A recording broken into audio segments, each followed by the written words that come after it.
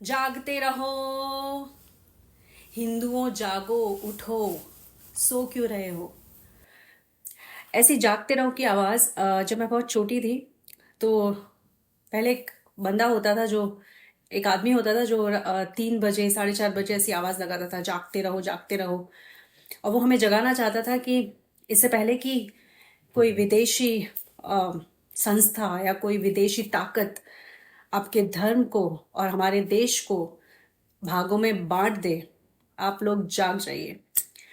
वैसे ही मुझे लगता है कि मेरा जो हरिहरा मोमेंट है वो इसीलिए है क्योंकि मुझे अचानक से इस बात का आभास हुआ है कि ऐसा कुछ काफ़ी समय से चलता आ रहा है जहाँ पर हमारे देश में और विदेशों में, पूरे विश्व भर में कृष्ण और शिव के नाम पर हमारे हिंदू लोग, हमारे भारतीय लोग डिवाइड हो गए हैं, बट गए हैं।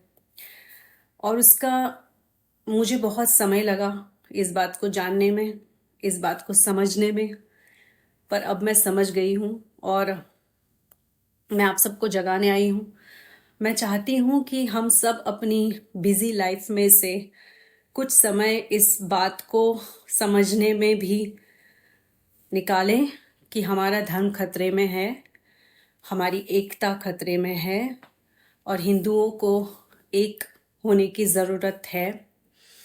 और इसमें और इसके आगे जो मैं आपसे कहना चाहती हूँ, ये मैं आप लोगों से बहुत दिन से कहना चाहती हूँ और बहुत दिन से कोशिश कर रही हूँ, लेकिन पता नहीं आप मेरी आवाज़ या मेरे मन की आवाज़ सुन नहीं पा रहे हैं। और अब ऐसा हो गया है कि भगवान शिव का जो रूप है कि गले तक, मेरा तो खैर जन्म से ही यहाँ पर मैंने एक्चुअली थोड़ा मेकअप से छुपाया हुआ है, नीलकंठ का एक मार्क है और मुझे हमेशा लगता है कि मैं भगवान शंकर की बेटी हूँ। और काफ़ी दिनों से मैं भगवान शंकर की तरह अपने कंठ में वो जहर अटका के बैठी हूँ, ये सोच कर कि जैसे भगवान शिव के सर पे चंद्रमा ठंडा है और गंगा माँ है, वैसे ही मुझे ये सोचना है कि शायद अज्ञानी लोग हैं मेरे आसपास और मुझे अपना मन शांत रखना है, अपने आप को काम रखना है। लेकिन अब जो है मेरे लिए ये मुश्किल हो गया है। उसकी वजह ये है कि इस दुनिया में जहाँ पर हम हिंदू, हमारे देश में कितना भी ना हो बट सब मिलजुल कर हर त्योहार मनाते हैं, चाहे हिंदू हो, मुसलमान हो, क्रिश्चियन हो या सिख हो। हम सभी एक दूसरे के साथ खड़े रहते हैं। जब तक कोई पॉलिटिकल इशू या कोई ऐसी कोई बड़ी घटना ना हो जाए तब तक हम सब हमेशा साथ रहते हैं। और इन घटनाओं में भी किसी न किसी टेररिज्म या किसी दूसरी ऐसी शक्ति का हाथ होता है जिसमें हम जो आम जनता है उनका कोई कंट्रीब्यूशन नहीं होता है। और जितने प्यार से हम सबका सम्मान करते हैं और विदेशियों का भी सम्मान करते हैं, और अचानक से आपको ऐसा लगने लगे कि भगवान शिव, खैर भगवान ने मुझे अमेरिका में इसीलिए ही भेजा है कि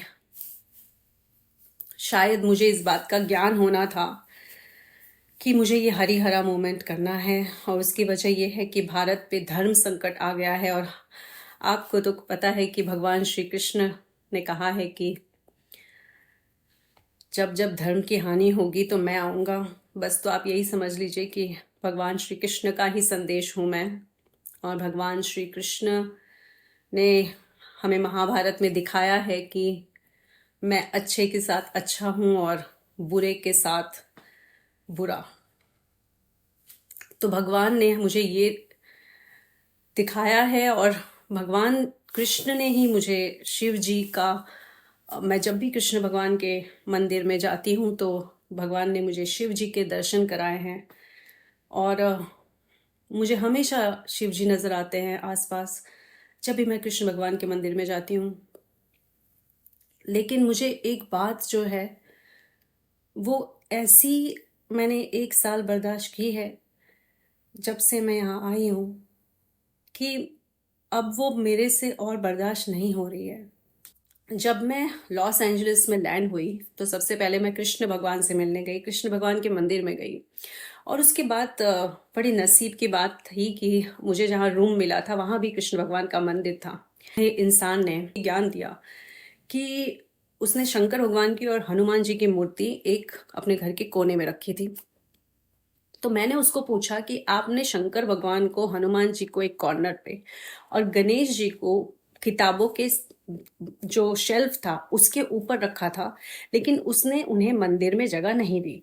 वहां पर एक ऐसा इंसान था जो था तो भारतीय लेकिन कभी भारत नहीं गया, और उसने सारी किताबें पढ़ ली। वो इतना किताबी कीड़ा था कि उसने सब किताबें पढ़ ली। उससे कहा कि भगवान शंकर को आप प्रसाद दिखाओ, अगर आप वो आपके गुरु हैं, क्योंकि मैं भगवान शंकर को गुरु भी मानती हूँ अपना। तो उसने कहा कि तुम्हें हमेशा कृष्ण भगवान सबसे बड़े हैं, सुप्रीम है। तो मुझे अच्छा लगा कि चलो कोई बात नहीं, कृष्ण भगवान भी हमारे हैं, शंकर भगवान भी हमारे हैं, कोई बात नहीं, जैसा अंग्रेज लोग समझे हम उन्हें एक्सेप्ट करते हैं। तो मैंने कहा चलो कोई बात नहीं, इसकी समझ यहाँ तक है। तो मैंने कहा ठीक है। तो उसने एक बात कही कि कृष्ण भगवान को प्रसाद चढ़ाना है, शिव जी को नहीं चढ़ाना है, और शिव जी को खाली प्रसाद दिखाना है। मुझे बहुत दुख हुआ, लेकिन मैं ऐसा कर नहीं पाई। उसके बाद ये बात समझने में मुझे 1 साल लग गया, और मैं सुनती रही। काफी बार मैंने एक ही बात सुनी रिपीट में कि भगवान शंकर कृष्ण भगवान के भक्त हैं। मैंने कहा कोई बात नहीं, इनकी इतनी समझ होगी। फिर मैंने सुना कि भगवान शंकर एक डैमी गॉड है। अब जितना गुस्सा माता सती को आया था भगवान शंकर के लिए, जो दक्ष प्रजापति ने कहा था सती को, और सती आग में कूद गई थी, उतनी ही आग मुझे भी लगी, क्योंकि मैं अपने आप को शंकर की बेटी मानती हूँ, भगवान शिव की।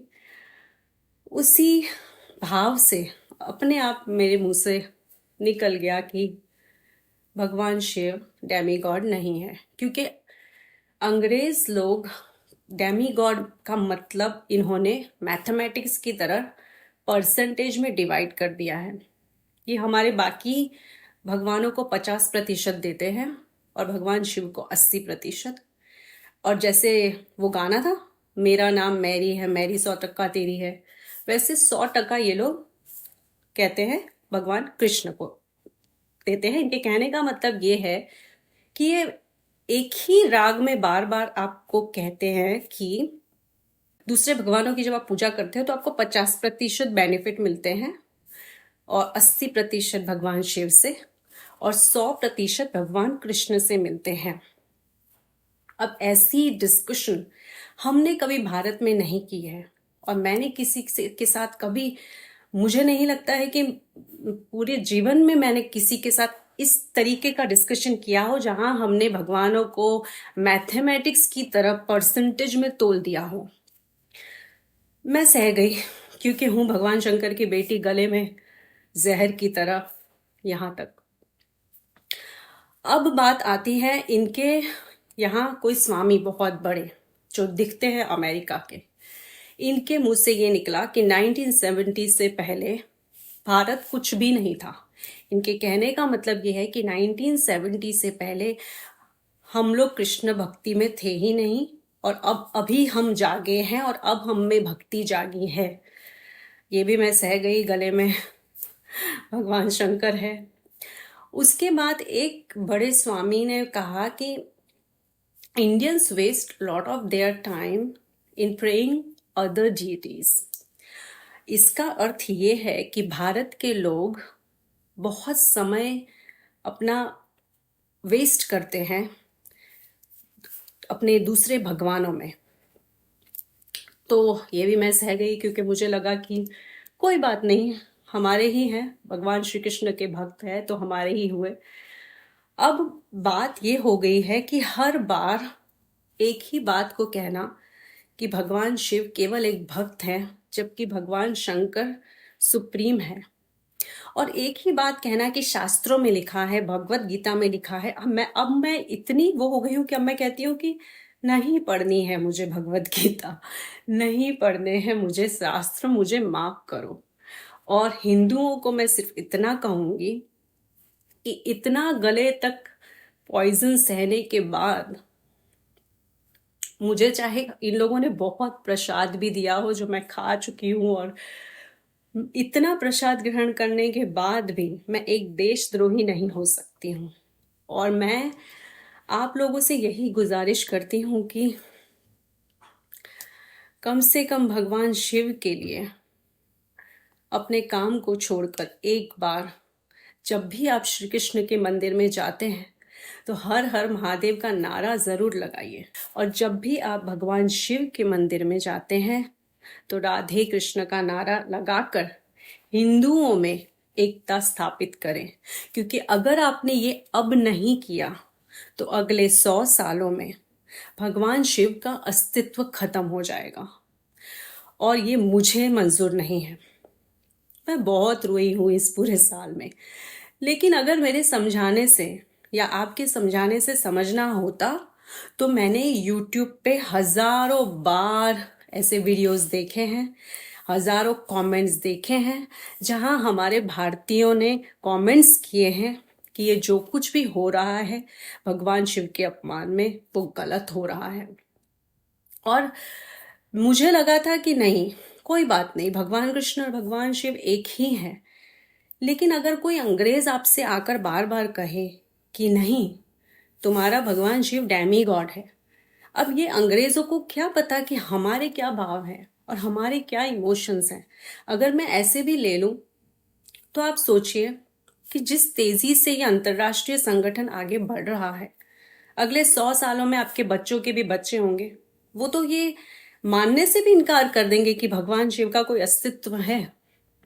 और भगवान शिव दास के अलावा इन्हें भगवान शिव को गेट कीपर बोल दिया जाता है, भगवान शिव को डेमी गॉड बोल दिया, भगवान शिव को सिर्फ एक भक्त बोल दिया।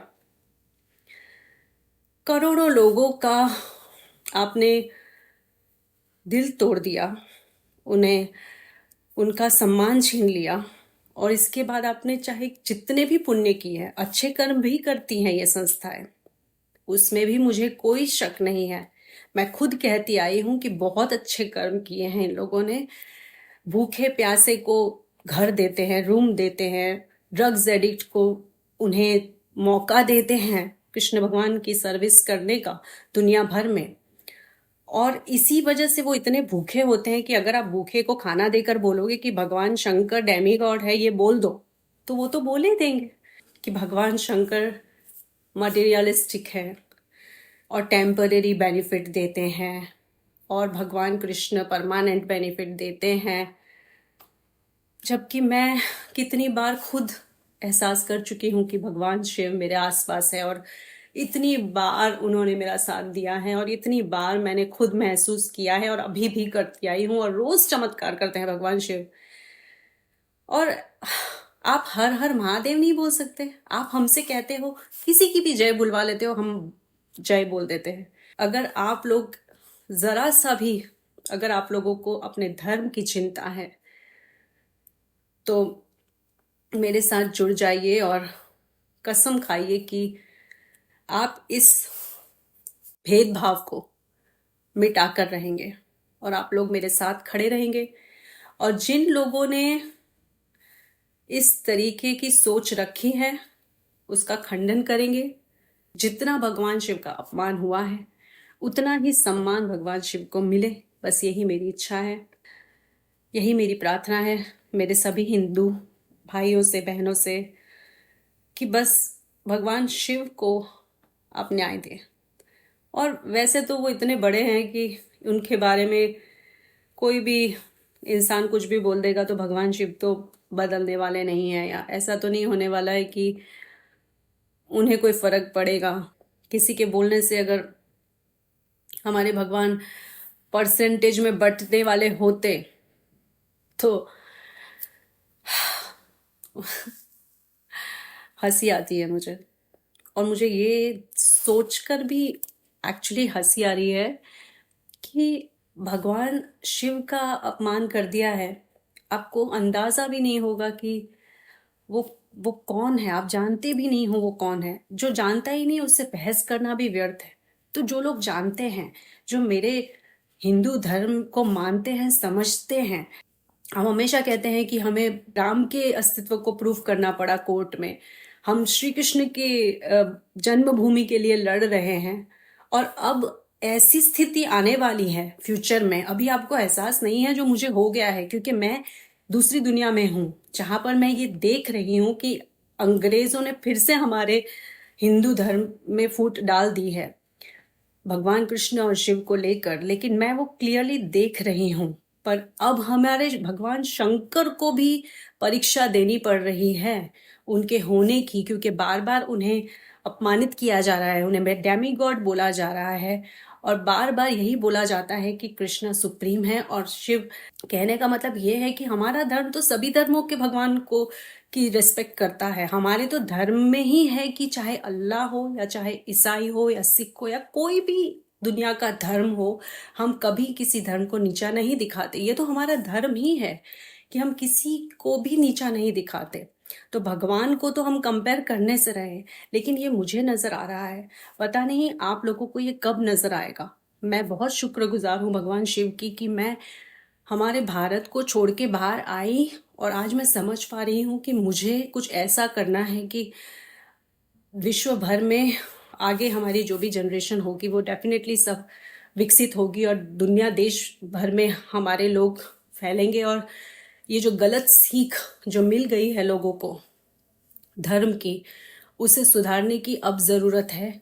जो सबसे पहले शुरू करेगा, अगर ये अभी शुरू नहीं हुई तो इतना बड़ा भारत का नुकसान हो जाएगा। सबसे पहली बात, आप अपने बच्चों को, यहाँ के लोग इतना इन्वॉल्व है हमारे रिलीजन में कि ये लोग जो भी जिनको भी गुरु मानते हैं उनकी हर बात मान लेते हैं। तो सबसे पहले तो आप जो अब हमारी जड़ें हैं, अभी जो बच्चे हिंदुस्तान में हैं, जो भारत में हैं, उन्हें ऐसी स्कूल में भेजिए आदि गुरु शंकराचार्य की, जो शंकराचार्य बने आगे चल के। और जो बाहर निकले देश के, तो हजारों ऐसे मंदिर बनाए जिसमें भगवान शंकर, भगवान कृष्ण, सबको एक जैसा महत्व मिले। मैं आपको एक बात बताती हूँ कि मुझे यहाँ पर ऐसे बहुत लोग मिले हैं जिन्होंने मुझे कहा है कि हम ऐसे मंदिरों में नहीं जाएंगे जो हमारा ब्रेन वॉश कर दे। तब मैं नहीं मानती थी और मैं उन्हें गलत ठहराती थी। मैंने कहा नहीं, हमारे भगवान श्री कृष्ण हैं, वो तो कृष्ण का नाम लेते हैं, हम क्यों ये करें। लेकिन अब जाके मुझे अक्ल आ गई है। और उससे भी बड़ी बात, बहुत सारे हिंदू मुझे यहाँ ऐसे मिले हैं जिन्होंने अपने खुद के मंदिर बनाए हैं ताकि वो भगवान शिव को सम्मान दे सके जो उन्हें नहीं मिला। और ये पता नहीं कितने सालों से चल रहा है। और मेरी यही प्रार्थना है कि आप लोग जागे और शास्त्रों का जो ज्ञान है अपने बच्चों को ज़रूर भेजिए और सिखाने के लिए, सीखने के लिए, ताकि वो जब बड़े हों तो उन्हें हमारे हमारे भारत के जो भी ग्रंथ है, जो भी हमारा धर्म है, उसका सही ज्ञान हो और उसे वो विश्व भर में बांट सके।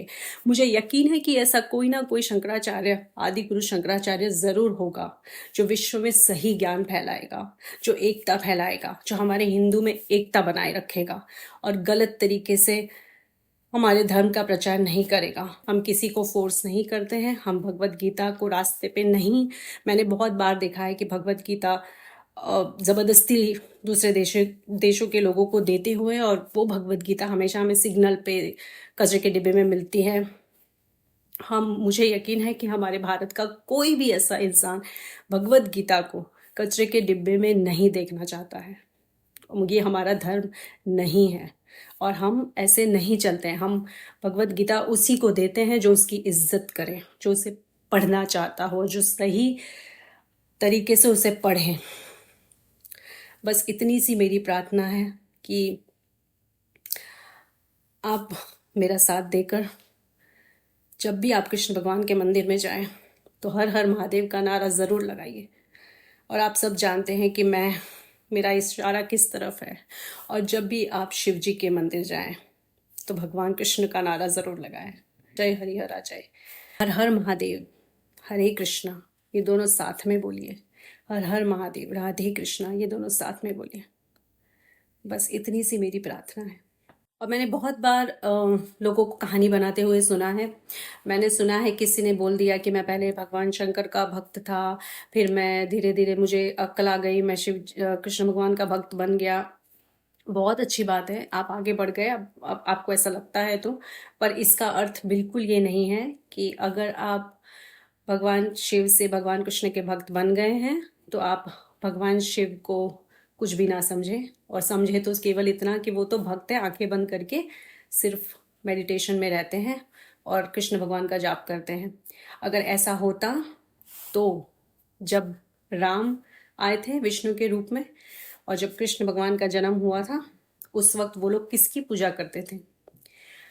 हमारे पूर्वजों ने जो हमें सिखाया है उससे बड़ा ज्ञान और कोई नहीं हो सकता है। जो हमारे माता पिता ने हमें सिखाया है, जब कोई नहीं था तब भगवान शिव थे, और जब कोई नहीं होगा तो भगवान शिव होंगे। ये ज्ञान हमारे खून में है।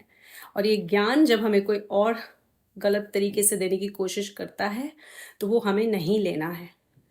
और बस इसी का प्रचार मैं करना चाहती हूँ कि जो हमारे पूर्वजों ने, जो हमने सीखा है हमारे बड़ों से, उससे बड़ी किताब और कोई नहीं हो सकती।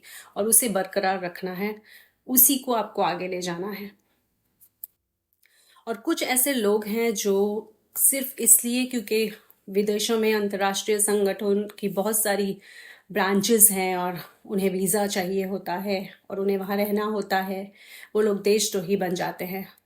शायद कुछ होंगे जो सच में भक्ति की वजह से आते होंगे या जाते होंगे, लेकिन मैंने ऐसे बहुत लोग देखे हैं जो केवल इसीलिए भक्ति करते हैं कि उन्हें वीज़ा मिल जाए। लेकिन अगर बाहर के लोग सिर्फ खाने के लिए और रहने के लिए ये सब कर सकते हैं, घूमने के लिए, तो मैं मानती हूँ कोई बात नहीं, वो दूसरे धर्म से हमारे धर्म में आए हैं, शायद उन्हें हमारा नहीं पता है जो हमारे रूट्स हैं। लेकिन हमारे धर्म के लोग जब हमारे भारत से ही बाहर निकल के सिर्फ वीज़ा के लिए, सिर्फ रहने के लिए अगर ऐसा ढोंग करते हैं, तो ऐसे देशद्रोहियों को क्या करना चाहिए ऐसे लोगों के साथ? मुझे लगता है कि धर्म के नाम पर भी वीज़ा देते वक्त प्रधानमंत्री नरेंद्र मोदी जी को कुछ ऐसे रूल्स रखने चाहिए, स्ट्रिक्ट रूल्स रखने चाहिए कि वो जेन्युइन हो। पर खैर, हर इंसान इतना बुज़दिल नहीं है भारत का, मैं जानती हूँ। सिर्फ खाने के लिए और रहने के लिए हम ये पाप नहीं कर सकते कि भगवान शिव का अपमान सह जाए। क्या आप लोग मेरे साथ हैं? अगर आप लोग मेरे साथ हैं तो कहिए साथ में, हर हर महादेव, राधे कृष्ण।